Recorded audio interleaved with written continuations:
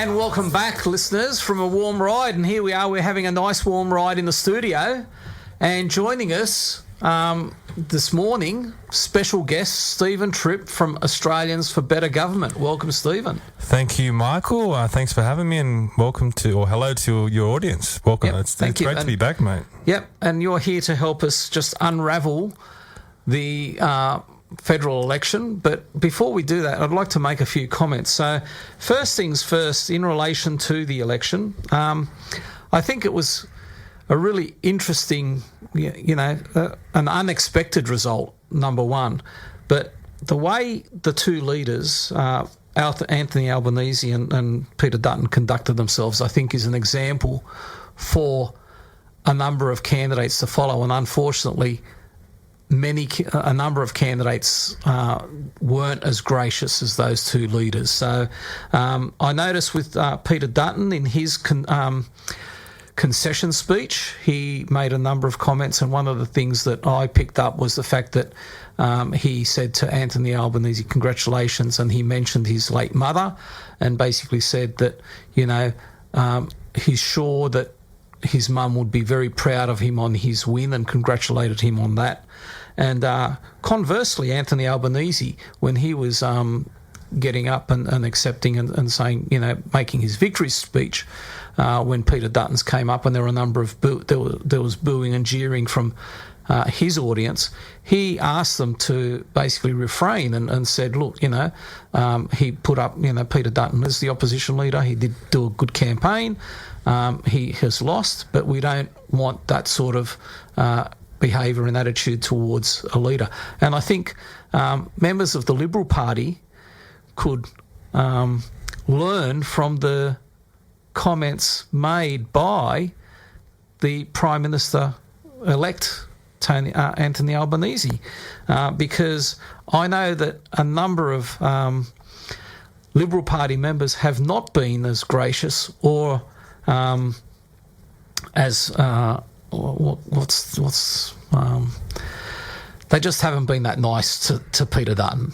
I think you put up a speech in the Spectator magazine, which we'll talk about a bit later on. Yep. But for now, let's focus on our local area. So we've been speaking here on the Pulse to a number of candidates and the electorates that we have focused on in 2GLF land, which is basically Liverpool and Fairfield, are the four electorates that are, cover the majority of Liverpool and Fairfield. And we'll start off with McMahon. Now, McMahon is the seat of Chris Bowen, the Minister for Energy and Climate Change, and it had a couple of interesting candidates that he was running against. The Liberal Party candidate, Carmen Lazar, who was a former Labor councillor, Matthew Kamanzuli, independent, and then One Nation and Greens candidate. Now, I know that I attended a couple of Matthew Kamanzuli's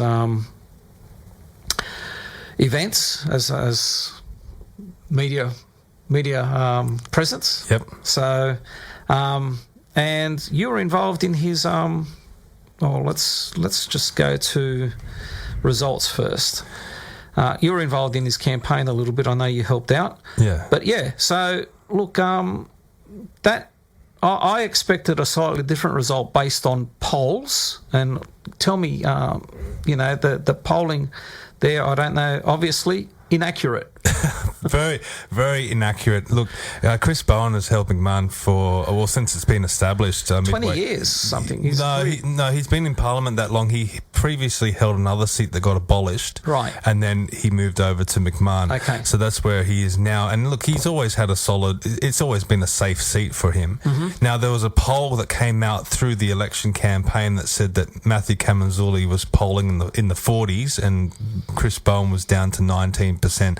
I think anyone with a sound, rational mind didn't believe that poll. Yeah. It was John Howard used to say you can't fatten the pig on market day, which basically means you can't just pop up and expect to have this big, massive swing towards you. Yeah. Only the Teals are capable of doing that because they have so much money and resources behind Millions them, of dollars, and they overwhelm the electorate for a year before the election. But look, Matthew Camazuli put up a good fight. He did a lot of good things right. The only thing that probably let him down was he didn't have a large volunteer base because he's a new candidate. He hadn't done anything like this before. So it was a well-run campaign from him to achieve 10% in your first outing is pretty impressive. And he stood for the right issues, I felt. But without a brand name behind you, without a party behind you. That's right. He was starting from scratch, but most of the electorate didn't know him. It's an interesting electorate, McMahon, and I think that a lot of the electorates around here are like that. I got the feeling that a lot of the voters were switched off and they were very apathetic when it came to politics. A lot of them didn't even know the election was coming up. And I think that is reflected in the fact that you've got 10.5%, 10.5% informal votes. Yeah, well, that's always a big thing with McMahon, and it's going to be interesting when the final results come out to see what the voter turnout was as well, because you have to take that 10% informal and then also add it to the turnout. I think the turnout last time was about 88%, so that's 12% of the electorate who are not turning up, and then you got 10% who are not voting. It's a big majority of the electorate that are not even engaging in the political discourse. Political process. Yeah, that's right. Even so, Labor and Chris Bowen picked up almost 46% of the primary vote, down 2.5% from what he had last time. Yeah, he's taken a haircut. Look, Matthew came in and took votes off everyone. Yeah. But look, I was on the polling booth during pre-poll. Chris Bowen was there, and you could just see people lining up. When they would see him, their eyes would light up and they'd be whispering to themselves, "Oh, that's the guy on the TV." So he had that instant recognition. People knew who he was, and that's going to help you a lot. And the president, and he's sitting member. He's been there for quite a few years. He's built a profile. Yep. He doesn't have to go from scratch, and he went against the national trend in that he lost some rather than picking up a percentage. That's right. So The swing was coming to Labor and he's taken a hit. So, look, he's not going to be too concerned about that because his primary vote was almost 46%. It's going to be very, very hard to lose from there. He'd have to be in the mid-30s to be in danger. Oh, absolutely, yeah. So, once again, returned as a safe Labor seat. Yes. Fowler, coming across the Fowler with Dai Lee and Tu Lee. So Labor Party and Independent. Once again, issues. The thing here is that 14% informal. Look, very high informal rate. Yeah, I think that's going to be one of the issues with all the Western Sydney seats. A lot of people are switched off and disengaged in the political process, and that's unfortunate because it's so important to get engaged. But a lot of people out there feel as though they don't have someone to vote for. But you really need to do your research and find that. Where I live in Warringah, it wasn't until maybe a few weeks out that I finally found someone to vote for. I voted for an independent there, David Spratt. But a lot of people are not going to be willing to do that. They just look at the two main parties. Two main parties, yep. And look at the primary votes of the two main parties. Everyone's cheering Labor and congratulating them on such a success, but their primary votes like 34%. It's not very. It all came down abysmal. to preferences, and this is where in Fowler it was definitely preferences again. I know that Dai Lee was only in on a percentage of 1%. Well, she's had a 6% swing in her primary vote, so hats off to Dai Lee, again another independent. Yes, she wouldn't have the resources behind her that you might see the Teals have. But the polling booth that I was on in Fairfield had a bit of an overlap with Fowler, so I was seeing a lot of people come in. Yep. And she had a lot of volunteers there, and she had some good how to vote cards with a lot of achievements on there. Yep. So look, I think she's only going to improve in Fowler if she's a good representative of the electorate. Yep. She stands for the right things, and she's going to be hard to beat in years to come. Well, this is it. The first preference vote, Tu Lee Labor, the ALP, picked up 37.9%, almost 38%. They had the highest primary vote. So Di Lee with her independent picked up 34.5%. And obviously the fact that the Green, the only preferences that went across the Labor were from the Greens, or the main preferences were from the Greens, who only picked up 6%, and that was always going to be the case. When we were talking about Fowler on the show in the past, we've always said it was going to be close and very marginal, but the Liberals have dropped. The Liberals dropped 6%, 5.7%. So they've gone backwards down to... Well, if you look at that, Liberals have dropped off 5.7% and Di Lee's picked up 6%. So that, you could argue that Liberal vote has gone to Di Lee. They're looking at Di and they're saying, well, hey, she's standing for the issues better than the Liberal Party, the issues that represent us. And so the Liberal Party has always been weak in Fowler, and I believe that, the Liberal Party candidates there that have been pre-selected have never been the best candidates for the electorate in any case. They've just been there to represent the party and try and pick up the party brand voters. Family First for their, first outing, 3.6%. Very impressive, yes. Not too bad. Yep. One Nation, 3.9. I mean, hopefully by the end of the count, if they can get over that 4% mark, they'll be able to claim some money back. But otherwise, it's been a wasted exercise. And the Libertarian Party, with 1.9%, actually went backwards by 0.6%. So they've gone... Yeah, Victor Tay, who I know you had on the show, look, he did very well at the previous election in Werriwa. Maybe we can talk about that when we get to Werriwa. Yeah. Because I think that's a big thing for the Libertarian Party to look at. But look, congratulations to Di Lee, but this result really shows the power of preferencing and having solid preference discipline. Yes, Di Lee didn't get the highest primary vote, and if it was a first-past-the-post system, she wouldn't get elected, but with our preference system, the preferences have gone to her and she's been able to get over the line. And that's exactly what happened at the last election as well. She got in on preferences. Yep. Let's talk about the Libertarian lessons here. Victor Tay was the candidate for Werriwa. Yep. And he did have a high profile. He picked up almost 9%, was 8.9% at the last federal election.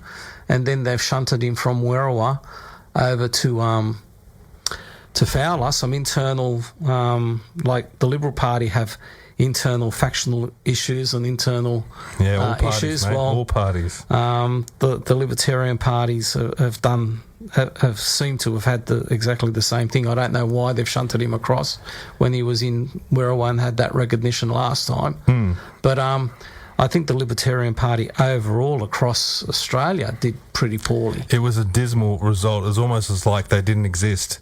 Yep. With the few votes that they got, which is disappointing because they have been putting in the hard work establishing branches and trying to get their profile built up across the country. And message out. Yeah, but especially in Victoria and Queensland where they had Senate candidates that had been campaigning for over a year and achieved like 0.5%. It's very, very concerning for that party, who's just gone through a name change as well. Before they were the Liberal Democrats, and I think that helped them. But now they're the Libertarians, and they've really suffered this election. And Werriwa is a clear example of that. When Victor Tay stood there in 2022, he achieved about 9% of the vote. That's correct. This time around, Gemma Naosi has leapfrog Victor in that seat, which I couldn't understand. I would think that Victor deserved to be able to have the chance to run again in Werriwa after his strong result last time. But the party has chosen Gemma, and she's had a almost 6% swing against her. That's it. So it's a terrible result for the Libertarians. Yep. So let's finish up with Fowler now, and on to Hughes. So Hughes was in the past a safe Liberal seat. And it had a electoral redistribution, and it went from 6% to 3% margin, and now the results are that the Labor Party has had a almost 6% swing towards Labor, and it's gone from a Liberal seat into a Labor seat. Yeah, it's an interesting result. Jenny Ware has been voted out there. She's had a 3.4% swing against her. But the interesting thing is the Labor swing has been 11.2% towards them in primary votes. Now, that's come from a candidate that hasn't run this election. It's in the other basket. I assume that may have been an independent, potentially, but they've been able to secure those votes. All the other parties that ran as well had swings towards them. It was only the Liberal Party that had the swing away, and it wasn't a big swing. Yep. It's pretty much stayed the same. And we had both Jenny Ware and David Moncrieff on the show, and at the last show we did say whoever did win, it would be of benefit to the electorate. Well, what was your view of them? Who did you find more impressive? I think from an interview point of view, I found David Moncrieff, he spoke very well. He knew his stuff. He wasn't... he was a bit more energised. Jenny Ware, unfortunately, was a little bit more dry to the point. I think she went through the process. And look, I think that's a reflection of the overall campaign with Peter Dutton and Anthony Albanese. Yeah. I saw an interview with Peter Dutton where he was defending himself against the attacks from Labor, but he was so boring and so monotone and so dry that you just switched off straight away. And unfortunately, yeah. Yeah, and I think it's hurt the Liberal Party, and this is probably another clear example here in Hughes. We'll talk about that in stage 2, the swing away from the Liberal Party, Federal Liberal Party, and the swing towards Labor. It was certainly a shock result. I thought it would not be as... I thought it would be a lot closer than how it actually turned out, and I was actually thinking we were going to have a minority government with the Greens and Teals. Me too. Controlling it, and it actually worked out that that's not what happened. So, and from there, let's go to Werriwa now, the final seat, and we've just had Anne Stanley in, who's just come in for her interview, and she's picked up a 2% swing in round figures. Sam Cale, the Liberal Party, picked up 0.5% on his previous result, but it was Werriwa was something I'd never seen and experienced before. Okay, actually, if we can hold that thought, we've got a phone call from Hong Kong, and we'll go to our special guest from Hong Kong, and then we'll come back and talk more about Werriwa and the federal election. Okay? Sounds good. Okay.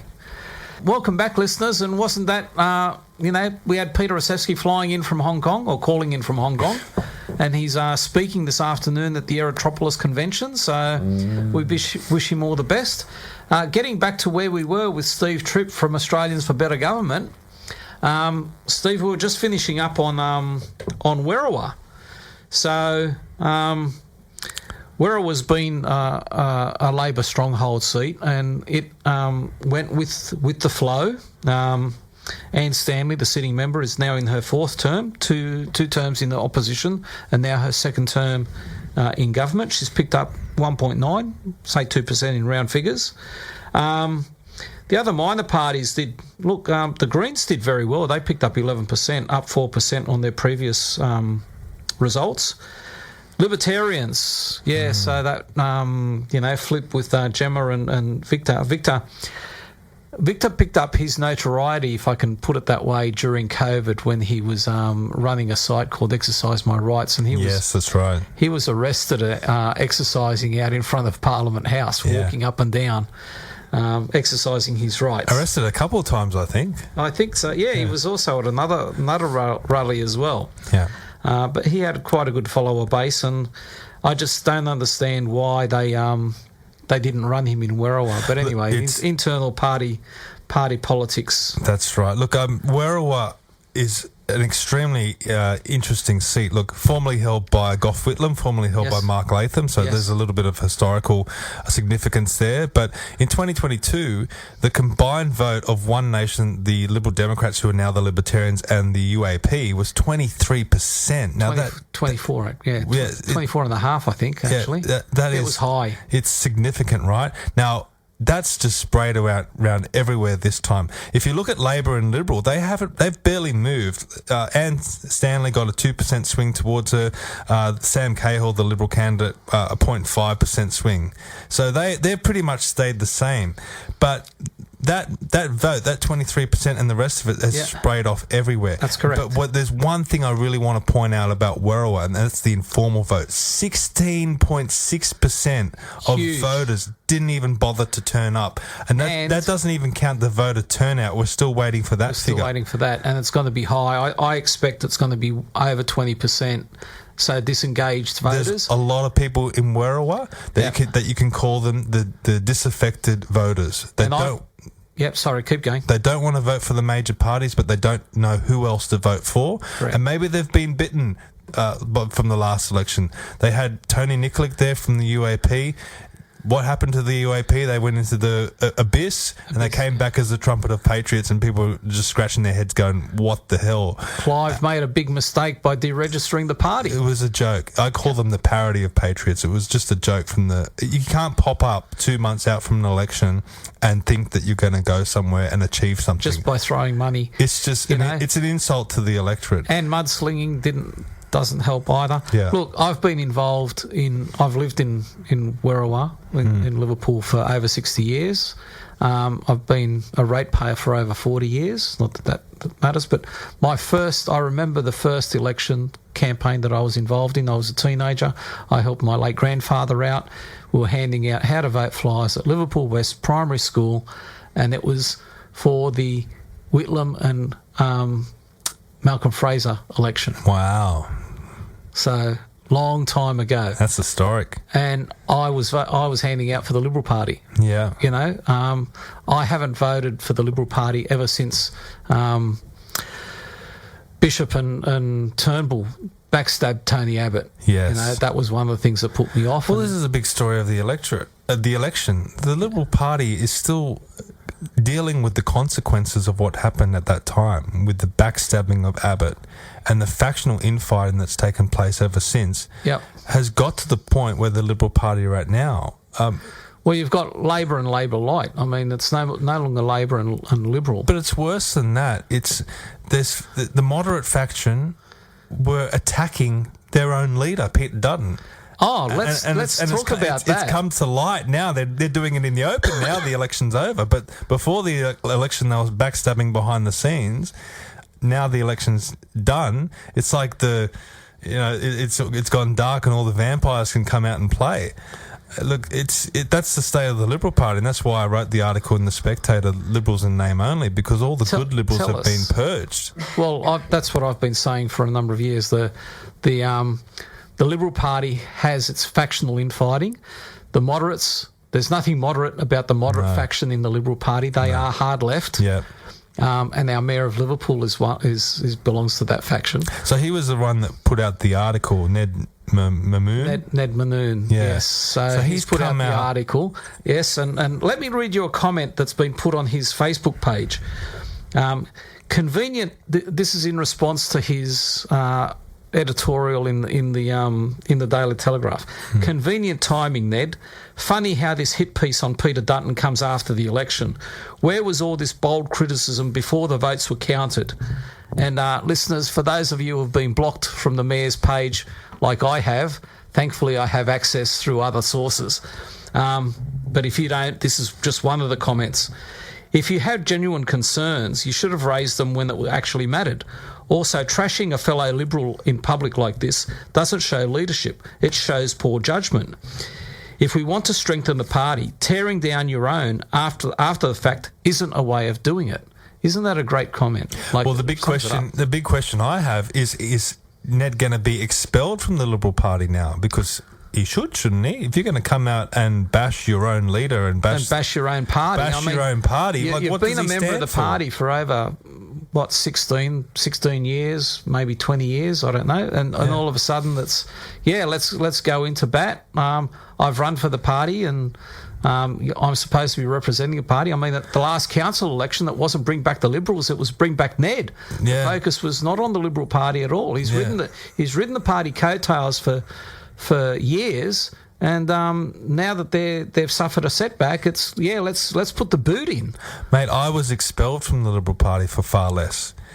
why isn't he getting? He should be expelled for he's put an article out there. It's not. It's been premeditated. Like he's actually sat down and penned this article. Yes, in full conscious of what he's saying. Well, I've never been a member of the Liberal Party because I was told I was the wrong nationality and wrong religion to join my local branch. Well, that's wrong. But that aside, I don't know what the rules are, but I'm sure that if you go out and talk against the party and act maliciously against the party, I can tell you on the application, if you want to be pre-selected, they ask that question specifically: have you ever come out publicly against the party? So he has now. Well, this counts. Of course it counts. Of course it counts. Is he a true Liberal? Wasn't there a time, before, like during the election, the whole election, where the comments were made that actually Shiny Dutton was in communication with Ned, asking him for advice? They had meetings, yes. So there were posts about the opposition leader coming out and having meetings, and I mean he's had meetings. The Mayor of Liverpool's had meetings with Albo. I don't know, maybe he wanted to join the Labor Party again because he was a member of the Labor Party at one stage. Well, he's doing the Labor Party's bidding, isn't he? Yeah. So by bashing his own party. And the former leader. I mean, as I said earlier on, I think the Prime Minister-elect Anthony Albanese was quite a lot more forgiving and more gracious of Peter Dutton than the Mayor of Liverpool is, and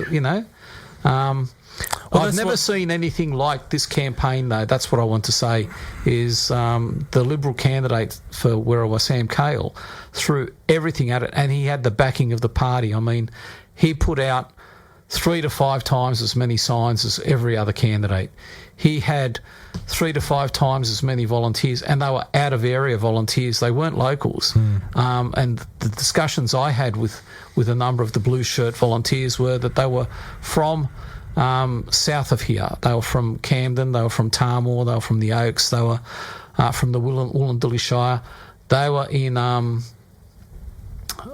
Hume electorate. Yeah. So you know who Hume electorate is? Yeah, Jenny Ware's. No, not Jenny Ware. Oh, Hume, that's Angus Taylor. Yes. Angus Taylor's mob. Yeah. And guess who's trying to gate the leadership? Yeah, that's Angus Taylor. Yeah. So interesting that, all these resources, all these manpower, all this effort was coming from Angus Taylor's electorate, an area, into Werriwa, trying to get a stronghold Labor seat. And I have suspicion that this was trying to boost everybody up, but they just didn't get there.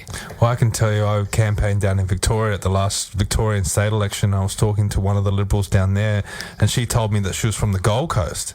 I said, well, what are you doing down here? She said, I fly down here that I was asked to help out. She's like, I don't even vote for the Liberal Party. I vote for One Nation. So this is what happens. They flew her down. They flew her down to Victoria to stand on the booth. And paid her her accommodation. So this is what the Liberal Party is up to. Yeah, I mean, I'm sure all parties do it. They even had members of the Liberal councillors from Liverpool Council. They were there, handing out flyers. Oh, look, you had I seen Matthew out there, Councillor Matthew, whatever his last name. Matthew Hart, but he was there. He also is employed in the member for Holsworthy's office. Ned apparently was out there. Yes, I did come across the Mayor and Councillor Hart on Saturday at the Wattle Grove Community Centre in Saturday afternoon, and I can tell you, I have been up against the Mayor of Liverpool during voting at the last council election, specifically on election day. He was at the same polling booth that I was, which is Edmondson Park Primary School. He was there with his 10 volunteers. I was there on my own, and he was going hard at it, pressing palms, this last election day, his heart just wasn't in it. He was just going through the motions as far as I could see. So he was supporting Jenny Ware and nowhere near the hard campaigning that he did for council. Well, how many Liberals campaigned hard this election? I mean, they were doing well. You mentioned before, we thought we were heading to a minority government, and there was maybe about a month ago we thought that Dutton was a chance. But the problem was the electorate saw Albanese as weak and ineffectual. But once the campaign started, that shift moved to Dutton, and Dutton became weak and ineffectual. Yes. Yeah. And the candidates, because look, the candidate for Werriwa, whilst his campaign was better managed, and he had more people, he had more signs, he had signs in shopping centres and all the rest of it, he didn't really, as far as I was concerned, he didn't connect with the people. He didn't connect with the community. And look, and that was a big issue, because look, he didn't attend any public forums. He's done that in the past, where he declined to attend the public forums for the candidate forums. Yeah. He didn't come on community radio like a lot of the other candidates did. Yeah. He was hiding away doing his own bits and pieces. But Michael, look, one of the best candidates they had that was connecting with the electorate and going to candidate forums and working hard was Ben Britton, and they disendorsed him. Yeah. That's a factional issue. Yeah, that's right. And that showed weakness with Dutton, and the very next day he came out and backflipped on his working from home policy. Yes. So in 48 hours he lost the election in the eyes of the voters. And now we've got another term of Albanese, and potentially 2 terms of Albanese. I'd say 6 years. We've got six years. At least. Unless the Labor government does something so catastrophically wrong, they're in for the next 2 terms. Because how can we go? How can we go from having 54 seats for the Libs down to around 40, and you need 76? So you've got to pick up almost double. It's mission impossible. It's in one term. It is, unless it's something really, really over the top. Yeah. But here we are, and this is what voters have said. Yep. The community has spoken. It's a democratic process. That's it. And now hopefully we can be led forward. I hope that cost of living can go down. Our other issues will be addressed. Certainly for Werriwa, it's been a win, because we've been promised funding for $1 billion for 15th Avenue, so 500 from the state, 500 million from the federal, and there's $1 billion been set aside for land acquisition for the rail links as well, which is a great thing. I've been campaigning for both of those issues for many, many years, without the assistance, and in some cases being stymied by the Liberal Party people out in this area, which was very disappointing. But we've got that now, so that those 2 things will be proceeding. And other issues with Medicare and officers, the urgent care officers, I think are a great idea, because they have to take the pressure off our emergency departments in public hospitals. And like having people turn up to the EDs where they can be treated at an urgent care centre is a much better idea, and in my opinion, and I think it will work well.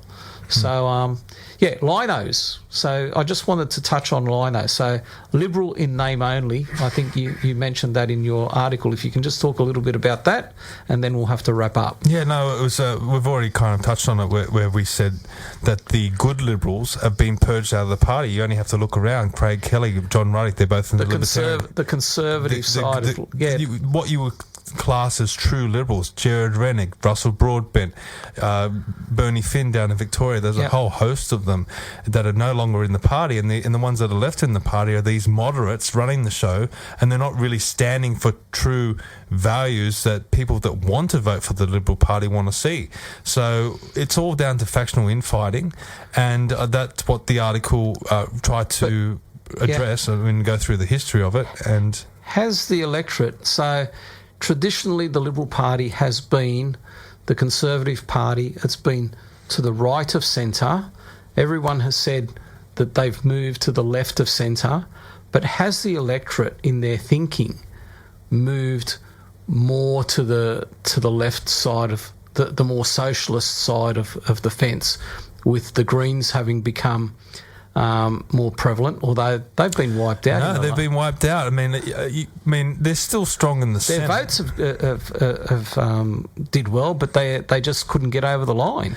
And that had a lot to do with the preferencing of the Liberal Party. So the Advance Australia also targeted the Greens in Queensland, in those 3 electorates in Queensland of Ryan, Griffith and Brisbane.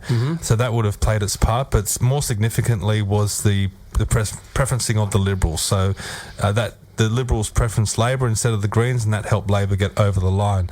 But look, you can't show that you're voting against socialism if you've got no alternative, and that's what the Liberal Party weren't a strong alternative to Labor or the Greens. I mean, the Liberal Party was still supporting net zero and still supporting the Paris Agreement.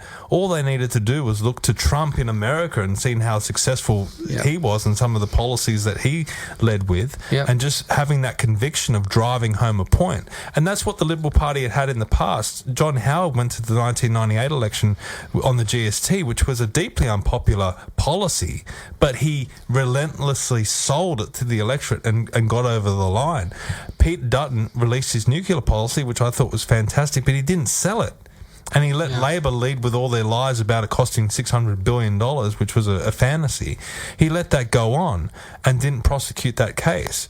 So the Liberals only have themselves to blame, and they've been held back by this factional infighting. I can tell you, I've been within the Liberal Party. Their guns are turned on themselves. Yes. All they're concerned about is their own little factions and what's going on there. They have no concern or they pay no attention to the other parties, Labor or Greens or even the other minor right parties, and they have no concern for policy or what the electorate want. All they talk about and all they're concerned about is the factions. Right. And that's where we go. Very quickly, Muslim Votes Matter was another issue that came up in Western Sydney. They targeted 2 electorates, being Blaxland and Watson, I believe. Yeah. So it actually did turn out that this became a Labor and Independent, or MVM, issue where the Liberals were basically knocked out of both seats. I mean, in Blaxland, for argument's sake, the primary vote for the Liberals went backwards by 8% to below 19, 18.8, and then in Watson, where are we? In Watson, once again, Labor went backwards by 5%, but they still was 48.5%. The Liberals, 15%. They went backwards 11.4. So that should tell the Liberals, that heartland, or that has never been heartland, but that's Labor heartland that has basically been, taken over. And Muslim Votes Matter are now. I think both parties need to pay attention to the fact that in areas where there's a large Muslim community, Islamic community, that they will be certainly wanting to have a greater voice in Australian politics. Yeah. Look, what I'm concerned about with the Muslim Party, and they did run as independents, is that when I walk into a polling booth, I want all the parties to at least try to represent me and represent the interests of Australia. Yeah. Now, I saw one of the corporates for one of these independents, these Muslim independents, and they were talking about standing up for migrants. Well, I'm not a migrant. I was born here, and I want a representative to represent all Australians and not just target a small section of the community. Well, the Greens went that way as well. They were focused on Gaza and Palestine and immigrants' rights, and it's all well and good, but once again, Australian politics, should Australian politics be about Australian issues rather than overseas issues? And look, Pauline Hanson was crucified in the mid-90s for standing up for I guess what you might call white Australians and pushing back against immigration and Aboriginal issues and things like that. She was crucified for doing that, but how come it's okay for a party to call themselves Muslim Votes or whatever term they're using and just specifically target one section of the community? It's not the path that we want to go down in this country. The political arena and the political landscape is certainly changing. Steve, thank you very much for coming in. We're running out of time. We'd like to thank Anne Stanley, MP for Werriwa, duly elected MP for Werriwa. Steve Tripp from Australians for Better Government. Councillor Oseski for ringing in from Hong Kong. Remember, you can follow us on Facebook at Local Pulse Press, and you can also listen to the show on demand via the web at 83.9fm.com. 893fm.com.au. Yep. Thank you.